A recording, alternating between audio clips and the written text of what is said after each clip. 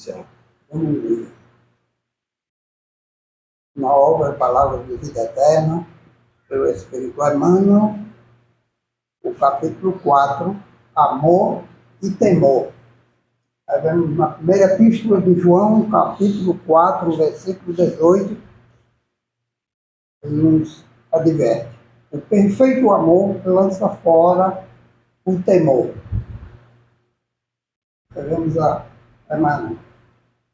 Para que nossa alma se expanda sem receio, através das realizações que o Senhor nos confia, não basta o imperfeito amor que estipula salários de gratidão, o que se isola na estufa do carinho particular, reclamando entendimento alheio. É necessário rendamos culto ao perfeito amor que tudo ilumina e a tudo se estende sem distinção. O imperfeito amor, procurando o gozo próprio no concurso dos outros, é quase sempre o egoísmo em disfarce brilhante, buscando a si mesmo nas almas afins para atormentá-las sobre múltiplas formas de temor, quais sejam a exigência e o ciúme, a crueldade e o desespero, acabando ele próprio no inferno da amargura e da frustração. O perfeito amor, contudo, compreende que o Pai Celestial traçou caminhos infinitos para a evolução e aprimoramento das almas, que a felicidade não é a mesma para todos e que amar significa entender e ajudar, abençoar e sustentar sempre os corações queridos no degrau da luta que lhes é própria. Para que te libertes assim das algemas do medo, não bastas te acolhas no anseio de ser ardentemente querido e auxiliado pelos outros, segundo as disposições do amor incompleto.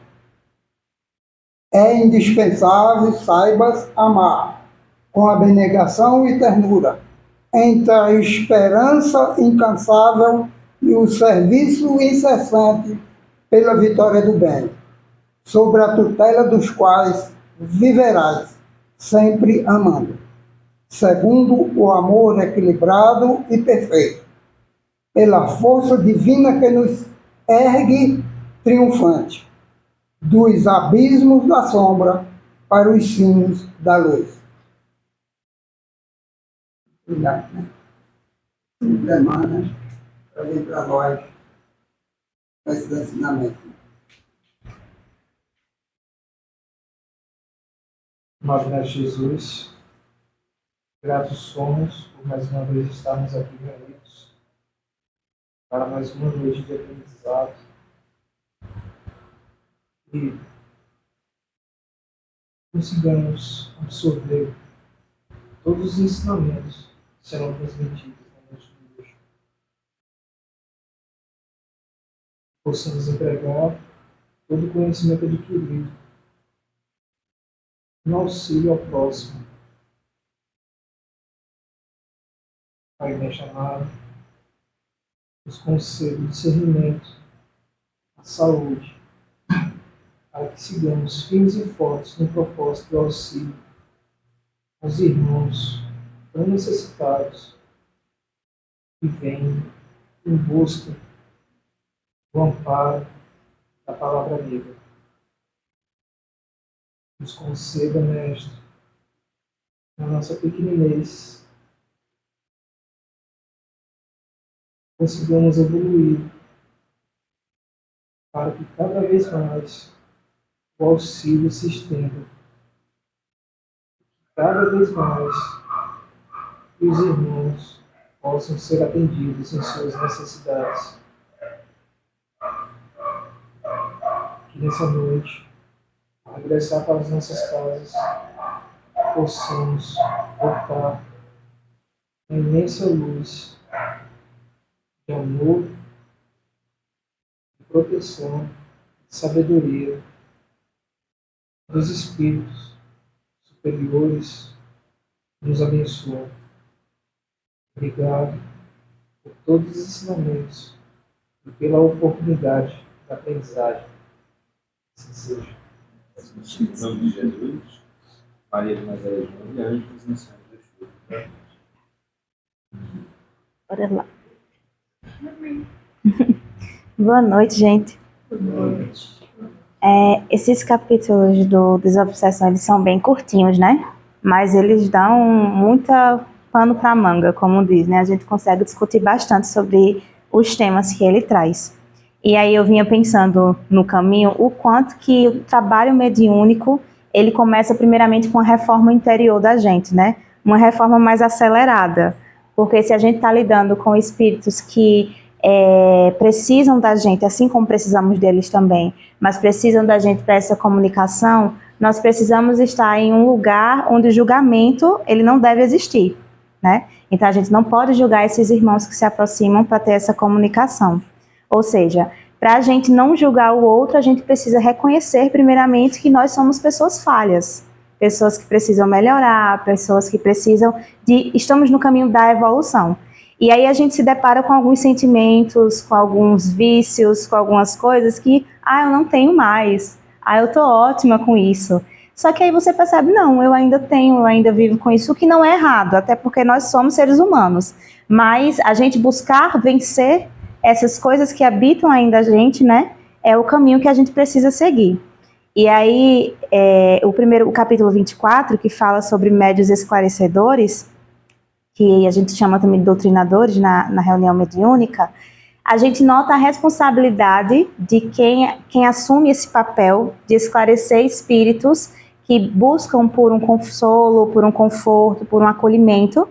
É uma responsabilidade muito grande, porque às vezes uma palavra, ou melhor, um pensamento de forma errônea ou de julgamento, vai fazer com que aquele irmão que se aproximou da gente, ele não consiga permanecer naquela casa, ou ele então, ao invés de buscar um acolhimento, ele sai até com mais sofrimento, né? Porque recebeu ali julgamento daquelas pessoas que estão ali.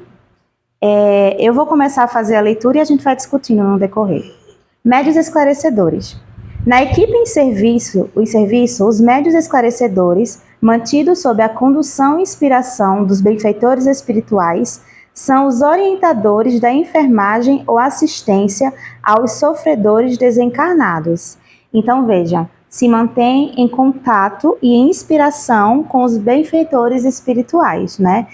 O médium esclarecedor, ele precisa estar em uma sintonia com os benfeitores, com os espíritos elevados, para conseguir receber essas intuições do que falar. Quantas vezes as palavras vêm no momento, sente-se o que está acontecendo ali, e é melhor eu falar por aqui, é melhor eu chamar o nome de alguém, falar o nome da mãe, do pai, para ver se consegue sintonizar melhor, para ver se o espírito consegue permanecer. E de onde vêm essas inspirações? De onde vêm essas intuições? Vem desse contato com a espiritualidade, né? Então, se a gente, por exemplo, tem um dia agitado, um dia difícil, e a gente não consegue abstrair isso e entra numa sala mediúnica, o quão difícil vai ser para o esclarecedor esclarecer, né? Porque ele não vai estar nessa sintonia, ele não vai estar nesse acolhimento com tudo que está acontecendo ali, de perceber o ambiente. Claro que não é fácil, muitas vezes o dia a dia da gente é muito difícil e a gente desvincular é complicado, mas a prática leva à perfeição também, né? A gente acaba com o dia a dia tentando fazer isso. E outra, nós estamos amparados por essa espiritualidade. Se a espiritualidade vê que nós estamos realmente dispostos a esse trabalho, vai chegando perto, vai se recolhendo, ficando em oração, e aquele alívio, de alguma forma, vai chegando pra gente, né? Isso em tudo na nossa vida, né? Quando a gente se dedica a algo, quando a gente pede ajuda, o socorro, ele sempre vem, né?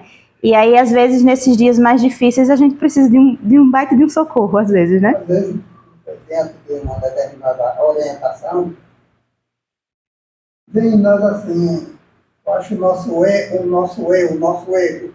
Como eu estive inspirado hoje, sem saber que é a espiritualidade amiga, que faz todo o trabalho. Nós somos infinitamente pequenos diante da extensão daquele trabalho, né? Sim. Todo todos nós, tanto o esclarecedor como os médios, estão sendo assistidos pela espiritualidade ali, né? Sim. Isso de antes, como às vezes sentimos já uma semana antes, já a aproximação de algumas entidades, já buscando fazer aquela sintonia com o médium. E crer Da espiritualidade, né? e acreditar que isso é real, né? Porque quando a gente não se dispõe a acreditar também, parece que está vivendo uma fantasia ali, estou fazendo por fazer. E não é assim que funciona. Você falou isso de acreditar na. Deixa eu pensar agora, não. Esse agora teve um fato curioso de um dos esclarecedores estava atendendo o médium e o outro levantou, foi lá e deu uma sugestão. Isso acontece muito. Mas o que eu queria dizer é o seguinte: essa questão da intuição, quando ele diz que vem de benfeitores, partindo da experiência que nós temos aqui na terça-feira. Terça-feira passada, retrasada, perdão, eu estava fazendo esclarecimento, não lembro agora os detalhes.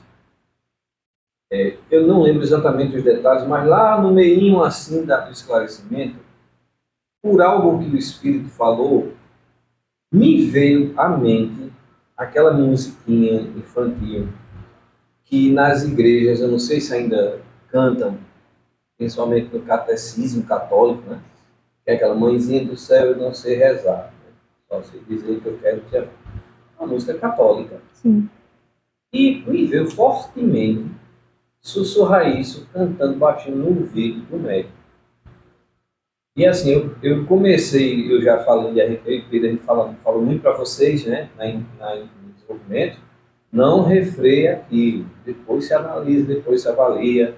Lógico que a gente tem cuidado de não falar uma coisa conveniente. O Espírito quer dizer um palavrão, eu vou dizer, não vai. E eu cantei, bem baixinho assim, sussurrando. O lado racional quer dizer, se é uma música católica, eu vou cantar dentro da reunião mediúnica, mas eu disse que não é para cantar ponto e banda, mas é uma coisa totalmente diferente. Aí eu cantei bem só o médium ouviu, o Espírito. Deu um efeito nele. Aí eu comentei depois, não sei, me deu vontade. E aí eu não refrei essa vontade. É essa inspiração que ele falou que eles vão jogando. Muitas vezes parece uma coisa assim tão fora da realidade ou distópica. Por que é que eu vou falar isso? Aí ontem, quando eu falei o nome de Jesus, o Espírito teve um choque. Aí eu pensei, eita, será que é um daqueles que odeiam Jesus? Que tem? Sim. Uns que foram mortos em nome dele, acham que ele é o culpado, mas não foi o contrário. Aí eu falei do nome de Jesus, ele deu aquele impacto assim, não foi isso não. Então são pequenas coisas assim que vêm quando você está ali. Eu já tive em momentos de estar no esclarecimento e algo dizer, Cláudio, fala isso aí, pergunta isso. Às vezes não, pergunta tudo, né? Tá vendo aí? E vai, assume, e deixa ele assumir. Aí outra também aconteceu. A mãe, eu acho que foi a mãe que eu tenho, e um dos sofredores, ou a mãe, ou não lembro se era a mãe, veio socorrer o filho. E está aberto a essas sugestões, né? Porque quando a Sim. gente começa a bloquear essas, não, isso é coisa da minha cabeça, isso é coisa da minha cabeça. Aqui, é tudo comigo. Caso, é tudo comigo. Mas eu estou vendo um ângulo. Aí imagino que o Hélio percebeu alguma coisa, Cláudio, esse é aquele espírito que se comunicou outro dia, dizendo isso e isso. Sim. E aí vem a importância da afinidade do grupo, né?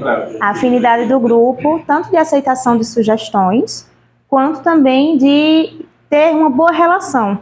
Porque se eu não tenho uma relação, eu como esclarecedora não tenho uma relação boa com o médium, como vai ser o meu esclarecimento com aquele espírito? Será que eu vou conseguir passar de não pensar que aquilo que ali é o médium, mas sim o espírito que está se manifestando de alguma forma? Ou eu vou começar com meu orgulho, com minha vaidade, a não ter uma boa relação de sintonia naquele momento? Por isso que uma reunião, ela é muito importante que todo mundo que esteja participando ali realmente esteja numa comunhão, né? De fato.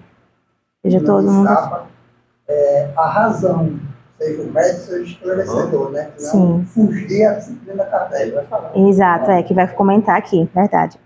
E aí ele continua: constituídos pelo dirigente do grupo e seus assessores, são eles que os instrutores da vida maior utilizam em sentido direto para os ensinamentos ou socorros necessários. Ou seja, o socorro que vai acontecer naquele momento vai ser feito através da palavra daquele que está esclarecendo, né? Os médios utilizam seu fluido e aquele momento para que o espírito tenha contato com o esclarecedor, e o esclarecedor vai dar aquela assistência, né? Nessa enfermagem.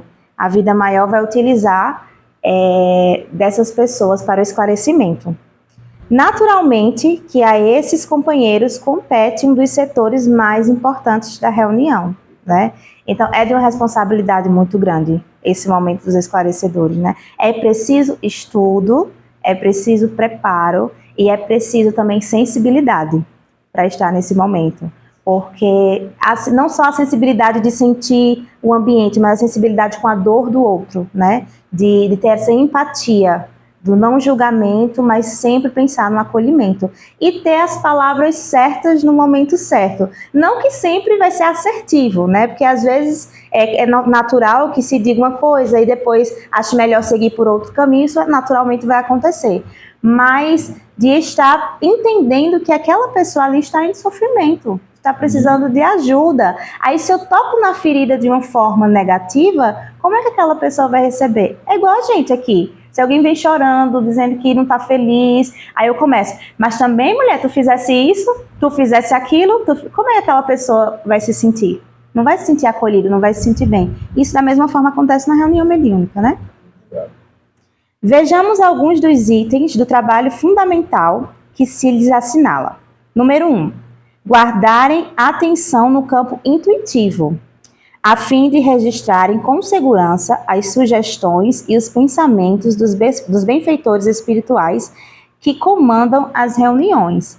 E esse guardar a atenção no campo intuitivo, acredito eu, que começa antes da entrada na sala mediúnica, né? Nesse momento que já estamos aqui agora, que estamos reunidos, já tentando sintonizar, falando sobre o nosso estudo, momentos antes em casa também de preparação, isso tudo já começa essa sintonia, né? Para poder ficar... turbulado, né? De mau humor, de coisa, de incompreensão, que harmonia eu vou ter ali, naquele momento, que tem a percepção. A espiritualidade vai ter dificuldade também de encontrar em mim uma harmonia de passar isso, palavra inspiradora, né? Porque eu estou desarmonizado. Isso que tu comentou aí é interessante, porque a gente precisa lembrar que, do outro lado, são seres humanos, do mesmo jeito. A diferença é que não tem corpo, não físico. Mas são seres humanos, né? E muitas vezes, alguns, lógico, não são todos, podem se aperceber de nosso estado, muitas vezes, né? Eles se apercebem sempre do nosso estado íntimo. E, a depender da intenção, pode tentar utilizar isso contra a pessoa. Por exemplo, ele disse aqui, eu estou no estado íntimo, impaciente. Aí ele, então hoje eu percebi que o Edson trabalhou hoje com impaciente, esquentou a cabeça, perdeu a paciência até por besteiras, já sei, vou provocar a impaciência dele. E por diversos meios, se a pessoa não percebesse, opa, peraí, até faz, vai errar, vai ter problemas. Então, quando você trabalha, a gente trabalha, tem casa que a reunião mediúnica é no domingo, você passa o dia em casa. A gente não trabalha. Imagina se você não tiver esse cuidado, né, de na reunião se aperceber, como eu lembro de um espírito que chegou para a gente fazer o estudo na sala ali, e aí na hora na quarta-feira, aí o espírito disse, você é muito sabido, né? Comigo. Aí você está enganado da pessoa. Eu fiquei esperando, aí parou por aí. Mas você percebe que o sabido foi no tom irônico. Você é sabidinha, né, Camila? Quer saber de tudo. Então, tom irônico, né? A provocação. Foi você é um sábio. Também tem que ter cuidado, como o Pedro falou aqui do ego. Cuidado, se você é sábio, meu filho. Exato. Uma alma candorada. E estar o mais coerente possível com as nossas atitudes, né? Porque Não adianta você ser arrogante o dia todo e chegar na reunião mediúnica e dizer, meu filho, tenha paciência, né? Não é, Pedro? Cadê a Pedro coerência? sempre lembra aí. Pedro né? sempre lembra do prato, né? Cadê a coerência? Claro, gente, Cadê não o vai prato? ser. Nós somos seres humanos, nós vamos errar, vai ter um momento que a coerência nem sempre vai existir completamente, mas a busca por nossa reforma íntima, a busca por nosso melhoramento é o que conta. Não é a gente ser perfeito, porque se a gente for esperar ser perfeito para trabalhar na seara de Jesus, a gente não trabalha, né? Então, mas a busca por esse melhoramento é o que vai fazer a gente se manter nessa caminhada. E outra coisa também é, por exemplo, no começo desse processo de mediunidade, era muito natural para mim, nos dias próximos, eu ficar mais irritada, eu ficar mais perturbada no sentido mais sensível isso. E achar que era tudo realmente apenas eu, né? E me estressava com coisas pequenas. Depois que você vai estudando, por isso a importância do estudo, depois que você vai estudando e você vai vendo que nesses momentos o recolhimento, a prece, uma leitura é o melhor caminho que a gente pode seguir, mesmo que a gente esteja no dia a dia do trabalho. Eu sou professor, estou dando aula, eu sinto aquela irritação. Claro que eu não vou poder parar a turma inteira, todos nós vamos fazer uma oração aqui, não. Mas na minha mente, eu começo já a meditar sozinha para ver se aquela impressão vai passando, né? Porque se a gente se deixa levar por aquilo, toma nosso dia. A irritação, o mau humor, toma o nosso dia e vai levar em decorrência no dia da reunião mediúnica, né? Vamos continuar aqui. 2. Tocar no corpo do médium em transe somente quando necessário, né? Isso é muito importante, porque questão de susto também, do médium se assustar, voltar com muito impacto, e não há necessidade, né? Só se realmente for um caso extra, mas geralmente não há necessidade disso acontecer. E Cláudio, me lembrei agora, Cláudio falou de uma coisa interessante, sobre ter essas intuições da espiritualidade, quando o espírito está lá em conversa com a gente, e eu lembro que vocês dois fazem muito isso. O seu Guilherme também faz muito isso, de falar assim, não agradeça a mim não, agradeça a Jesus. E isso é tão importante, porque coloca a gente num espaço de humildade tão grande, estou naquele serviço ali, mas eu não sou o dono do serviço não, né? Eu estou apenas como um instrumento que, graças a Deus, Jesus deu essa oportunidade para a gente, para o nosso melhoramento, e o melhoramento daquelas pessoas que passam por ali. Então, esse ato de humildade já começa a fazer com que o espírito que se comunica reflita. Mesmo que ali ele ainda não saia completamente tranquilo, mesmo que ele ainda fique com raiva no coração, com tristeza, mas só naquele momento de, peito, não agradece a mim não. Tu fizesse o trabalho todinho, tu tá dizendo para não agradecer a você, para agradecer a Jesus, ele já vai sair com um pensamento, no mínimo, um pensamento de, olha, alguma coisa há ali para eu pensar, para eu refletir, né? Você falou isso, eu lembro de um. Nós estamos em capítulo hoje, né? Ele pede para o 13, 12, pelo menos leitura. Aí veio o cianeto, né? Não, vamos pular essa parte. Eu lembro que através de você, o espírito começou a debochar do trabalho. Eu nunca esqueci desse espírito. Eu deixei, debochou, riu. Por que vocês estão fazendo isso e não estão vendo nada com isso? E aí a conversa se desenrolou um ponto e ele, como é que se diz? Perceber a dinâmica. Aí, como na terça é o dia da sopa, eu sempre digo, né? Hoje, também através de Pedro, começou, hoje é o dia que foi distribuído sopa aqui. Ninguém sabe quem estava distribuindo, deve ter. Mas vocês não recebem nada, exatamente, não recebem nada. Isso já deu Já, com certeza. uma tocada, né?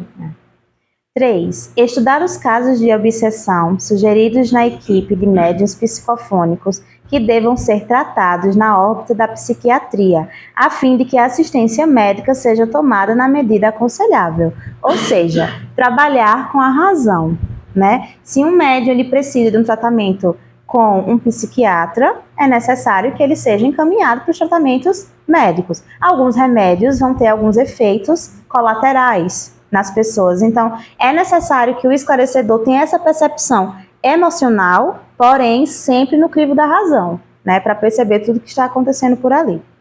4. Cultivar o tato psicológico, evitando atitudes ou palavras violentas, mas fugindo da doçura sistemática que anestesia a mente sem renová-la, na convicção de que é preciso aliar raciocínio e sentimento, que era o que eu estava falando, né? Compaixão e lógica, a fim de que a aplicação do socorro verbalista alcance o máximo de rendimento. Ou seja, vai ter o processo emotivo naquele momento, mas precisa da razão. Da razão para ver se aquela comunicação ela pode se estender mais ou não. Da razão para saber se o que foi comunicado é do médium ou é de um espírito. A razão para orientar o médico a deixar de ter alguns vícios, porque acontece, e estar o médium apto a receber essas orientações também. Porque não adianta eu esclarecer se o espírito não quer ser esclarecido. Eu orientar o médium se o médium não quer ser orientado, né? Ali é um lugar onde todo mundo está aprendendo. Então, é necessário... Mostrar irritação, comportamento desequilibrado, quando recebe uma orientação que é feita, porque assim, aí eu vou trazer para nossa, como diz a brasa, para nossa sardinha. No começo éramos eu e Pedro. Eu brinco sempre, era eu e Pedro, 4 pessoas, Pedro e eu e Pedro. E a gente nunca foi grosseiro com nenhum médico iniciante. Eu lembro de Pedro, que ele já citou aqui, vamos repetir isso, da médica que psicografar toda a troncha. É o espírito, tá assim, não. Aí não tem porque você vai... Aí fez o que? Você vai criar um problema para você, na coluna, nos seus braços. Começa a escrever, a médica passou a escrever certinho, porque fazia tanto contorcionismo, e sim a gente se preocupar com isso, entendeu? Aí eu fui para a reunião, eu cheguei acabado em casa. Por quê, meu filho? Me retorci todo. Aí, quem não conhece, sabe, é isso que é mediunidade, né? E aí você dá nós vivenciamos isso, dá uma orientação, um aconselhamento, e a pessoa não entender. Aí, como bem você colocou, né? Ter essa percepção. E assim, esse pessoal está querendo me fazer mal? Não, está querendo meu bem. Lógico que, como eu lembro de uma casa espírita, que o dirigente disse, eu vou botar um gravador para gravar a palestra, gravar a reunião. Aí a pessoa me perguntou, pode gravar a reunião? Pode, deve, inclusive, se tiver recurso. Sim, mas a pessoa disse que quer gravar para ouvir em casa e ver se é verdade. Não, já fugiu do objetivo. Já veio desacreditado. Já, né, eu sozinho em casa ouvindo, deixa eu ver se a mensagem que o Espírito deu através de Pedro é verdadeira ou é falsa. Eu sozinho. E assim, eu sinto muito, em relato pessoal, que muitas orientações que vocês estendem aos espíritos são primeiramente para mim. Então, se eu não estiver disposta a essa transformação comigo, eu vou ser a primeira a bloquear aquele esclarecimento, porque passa primeiramente por mim, né? Então, se muitas pessoas não aceitam esses conselhos, é porque às vezes também não estão no momento dessa transformação consigo, né? Vai chegar, eu espero que chegue para todo mundo, mas às vezes é difícil você receber um conselho e você ver realmente eu tenho aquilo, eu preciso dessa modificação, né? Sueli Calda-Chuva, nas obras dela, ela faz uma advertência. Que o médium tem que ter o cuidado, tem medo de estar torcendo que o esclarecedor não consiga esclarecer a entidade espiritual. Isso é complicado. É complicado. Então, o médium tem uma versão de determinado esclarecedor, o esclarecedor bem fica, lembrado. E a mente dele escapa. Ele não vai conseguir, não. Divaldo também fala isso na diretriz de segurança. Então ele já está interferindo na obra. Né? Divaldo fala isso também, diretriz de segurança. Ele até brinca que ele diz assim, o médium às vezes está olhando lá e dizendo, olha, o fingido, pensa que engana. Ele fala isso também, porque isso interfere, é emoção. Ou então, por exemplo, o Wellington está dando uma comunicação com o espírito e eu ficar debochando da comunicação dele mentalmente, né? E eu não da sei se... comunicação ou do esclarecimento que ele está dando. Isso. Não sei se já aconteceu com vocês, mas, por exemplo, há espíritos que chegam para ter essa comunicação e querem ir logo, querem sair logo. E aí, sem ter a paciência de esperar pelo que o esclarecedor está falando. E aí, mentalmente, já aconteceu comigo, eu ficar, escuta mais um pouquinho, fica mais um pouquinho, essa conversa mental. E faz realmente com que aquele irmão da gente permaneça naquele lugar de alguma forma, né? A entidade revoltada. É ver o pensamento de alguém, poxa, aquele sofrimento está chegando, peraí. Ele vai se vincular àquele que estava fazendo recomendações e vai atormentar a vida dele numa semana. Sim, é verdade. 5. Impedir a presença de criança nas tarefas da desobsessão, né? Que isso aí não tem nem o que a gente comentar, não pode, né? Outros aspectos de suas funções são lembrados nos capítulos 13, 32 e 37, que vamos pular, viu, Zé Pedro? Senão a gente sai daqui 3 da manhã. Mas de respeito ao esclarecedor, você tem que tomar ciência que ele poderá estar dirigindo a reunião. Aí o 32 e 37 a gente vai É sobre chegar lá. esclarecedor. É. Fala isso aí. Desobsessão, É sobre esclarecedor. de André Luiz. Fala aí, João. E aí, Nosso novo palestrante. mais um. Mas, E aí o que acontece? Veja a necessidade do estudo, né? Porque, por exemplo, a gente leu esse capítulo hoje, aí acontece alguma coisa na reunião. Às vezes há necessidade de voltar para o mesmo capítulo, e o que é que eu tenho que fazer que eu não me lembro, né? É um livro de orientação, que a gente tem que estar sempre pertinho da gente, né? O capítulo 25, Equipe Mediúnica, Psicofônicos. Na obra da desobsessão, os médios psicofônicos são aqueles chamados a emprestar recursos fisiológicos aos sofredores desencarnados para que estes sejam socorridos. Ou seja, nós emprestamos os nossos recursos físicos, né, para socorrer aqueles que precisam dessa comunicação. E muitas vezes, não raramente, nós somos os primeiros a ser socorridos, né? Se nós estamos em uma posição de que a gente pode socorrer alguém, é porque anteriormente nós já fomos socorridos para estarmos aptos a esse trabalho, né? Então, é como Jesus fala no Evangelho, quando fala com os discípulos, né?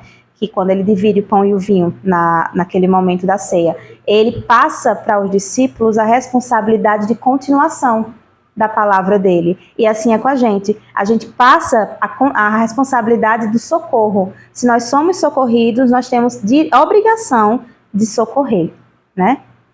A entidade está ali na comunicação, ele está sobre a angústia de mutilação, de uma destruição facial por um acidente, né, que ele está em sofrimento. E veja como essa hipnose funciona. O esclarecedor chega para ele e diz: está com o seu rosto, veja que está perfeito. Então a espiritualidade faz com que ele sinta naquele momento que o rosto do médium é dele. Aí ele toca e diz: está perfeito, realmente. Aí você vê logo o sorriso, a alegria, a emoção. Isso que o Pedro falou, É. lembra da... A espiritualidade sempre ajuda essa indução do médium, do esclarecedor, para ajudar a entidade. Lembra do decapitado? É. Assim, foi no grupo anterior. Eu não consegui entender o que é que o espírito não falava, fazia gestos. E aí ele disse, senão ele escreveu, decapitado. Ou seja, a percepção que ele tinha, e Hermínio fala no diálogo com as sombras de um, que ele andava com a cabeça assim. Porque foi um escravo, tentou fugir, e decapitaram ele, decolaram e jogaram a cabeça no mar. Então veja que a hipnose que ele estava era o quê? Se eu soltar, eu perco minha cabeça. O espírito não está sem cabeça. E é assim, patética a cena final dele sentir O rosto. o rosto, né? E no lugar. A cabeça Isso que ele no falou. lugar. Eu faço muito. Movimento suas mãos. Quem vê de fora, esse rapaz não fala de doutrinas. Gente, pelo amor de Deus, eu não estou ali para falar disso, não. O cara está com dor. Sim. O cara está com sofrimento. Está com angústia, com medo. Será que eu morri? Será que eu não morri? Como o Pedro falou, está dilacerado. Morreu queimado vivo ali, sei lá, congelado.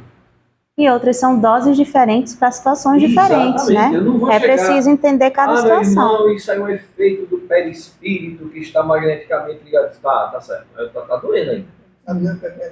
Eu lembro, há muitos anos, quando eu comecei na mediúnica, uma médium deu passividade ao espírito suicida, que tinha se jogado do alto de um prédio. Esse caldeiro nunca viu uma sensação tão horrível de você se ver caindo, no chão chegando e lógico que ela gemia. Aí o esclarecedor, você não está sentindo dor não, isso é tudo da sua cabeça. E a gente estava novato na reunião. Quando nós terminamos, veio na experiência, né? A gente estava conversando. Ela disse: Cláudio, eu estava sentindo dor. Eu disse: Tava. A gente saiu da reunião, 2 adolescentes, né? Conversando na reunião. E a menina dizendo que não estava, e estava. Aí agora eu estou em dúvida, eu estava ou não estava? Só você sentiu a dor? Senti. Aí ela ficou com aquela uma prevenção com o esclarecedor. Com medo, toda vez. Tô sentindo, tá sentindo dor não. Tô com fome, tá com fome não.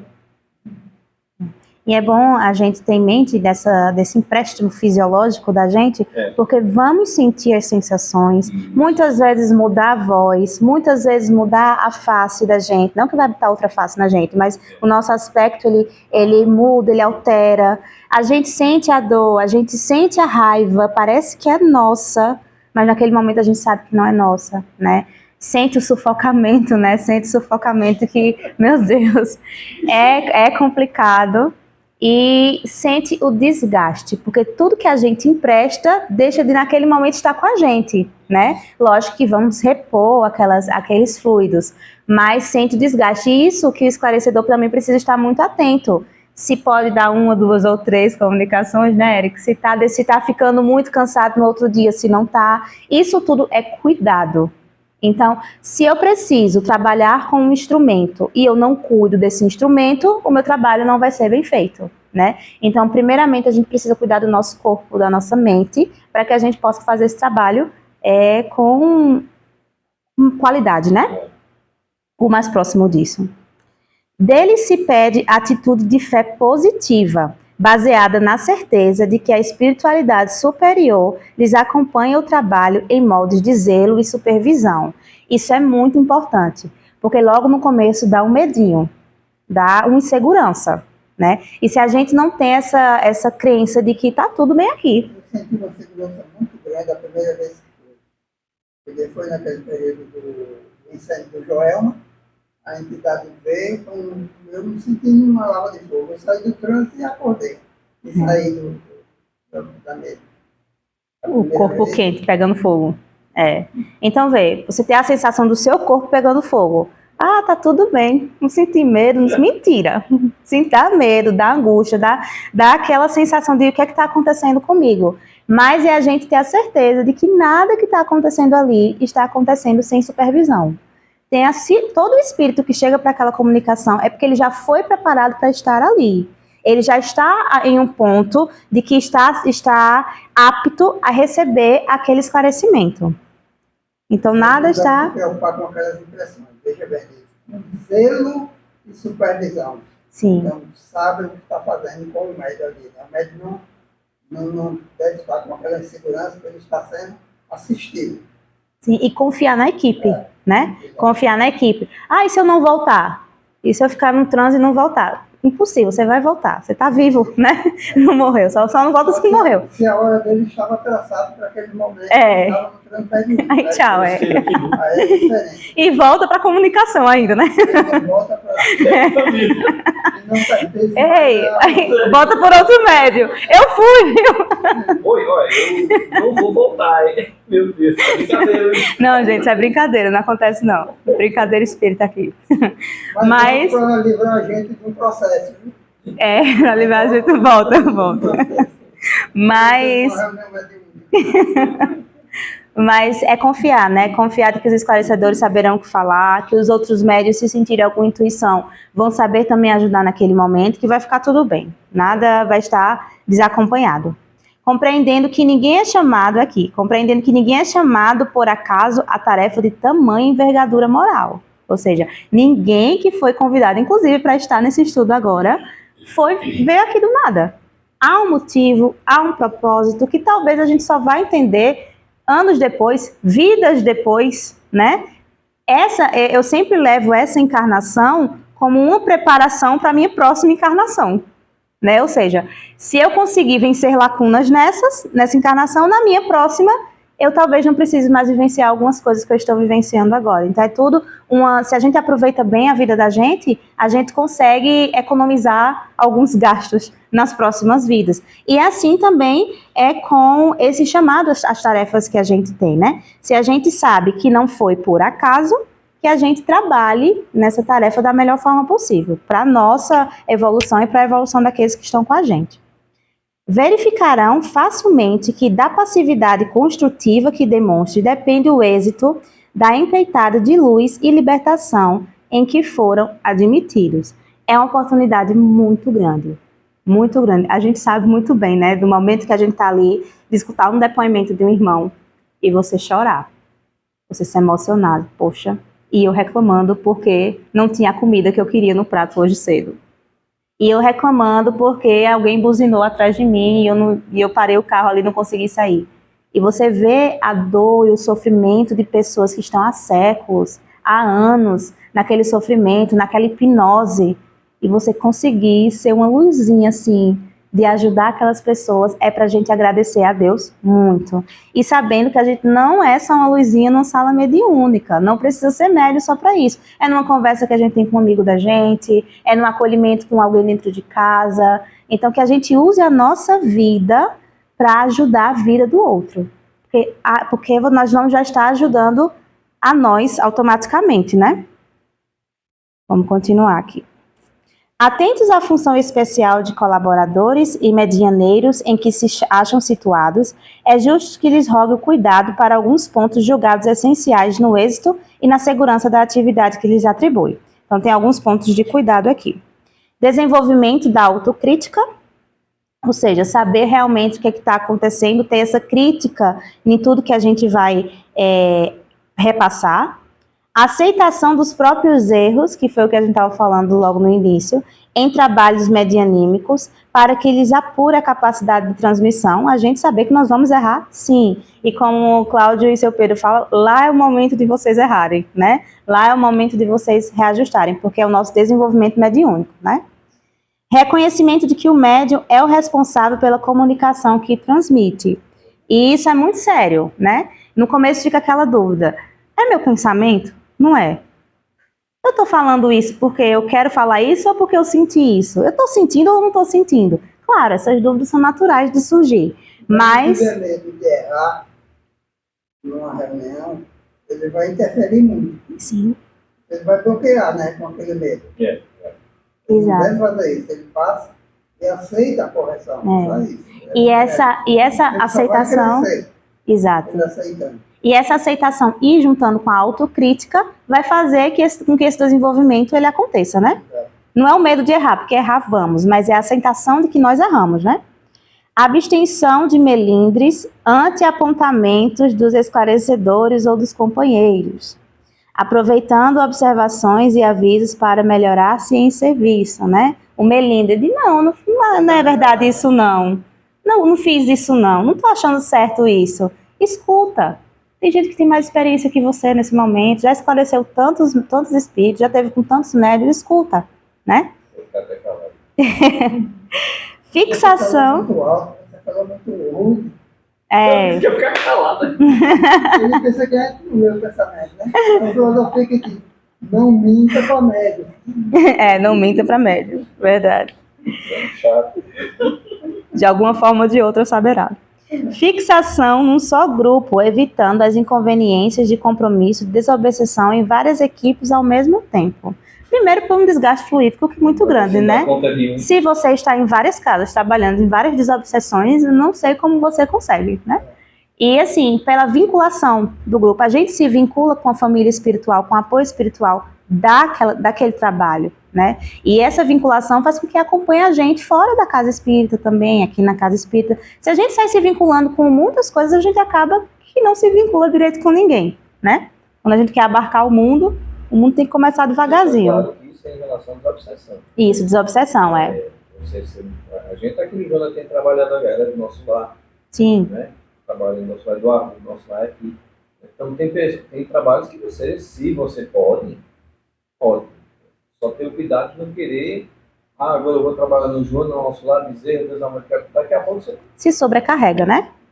É isso em relação à desobsessão. Domínio completo sobre si próprio. Isso é importante, principalmente quando estamos na assistência. Para aceitar ou não influência dos espíritos desencarnados, inclusive reprimir todas as expressões e palavras obscenas ou injuriosas, que essa ou aquela entidade queira pronunciar por seu intermédio. Então, algumas ações mais violentas, algumas palavras que não é bom pronunciar, da gente ter esse controle para que isso não aconteça. E controle fora da casa espírita também, porque fora da casa espírita, no nosso dia a dia, é que é uma escola da gente se controlar bastante. O médico que não estuda, né? Então ele nunca vai aprender a educação mediúnica. Qualquer entidade que se vincula a ele quer dar facilidade. Sim. Então o médico não é mal educado, não aprendeu a educação mediúnica. Kardec, né? É. O estudo precisa estar ativo sempre, né? Exato. 7. Interesse real na melhoria das próprias condições de sentimento e cultura, ou seja, esse desenvolvimento que eu venho falando desde o começo, né? Interior da gente. Defesa permanente contra bajulações e elogios, conquanto saiba agradecer o estímulo e a amizade de quantos lhe incentivem o coração ao cumprimento do dever, né? É quando algumas bajulações fazem o nosso ego crescer, né? E a gente quer achar que é o chefe do trabalho. Kardec mesmo aconselha não fazer elogio, mas nós não nos contemos quando temos um grupo coeso, correto, sempre tem que fazer aquela elogio. Esse é o incentivo, né?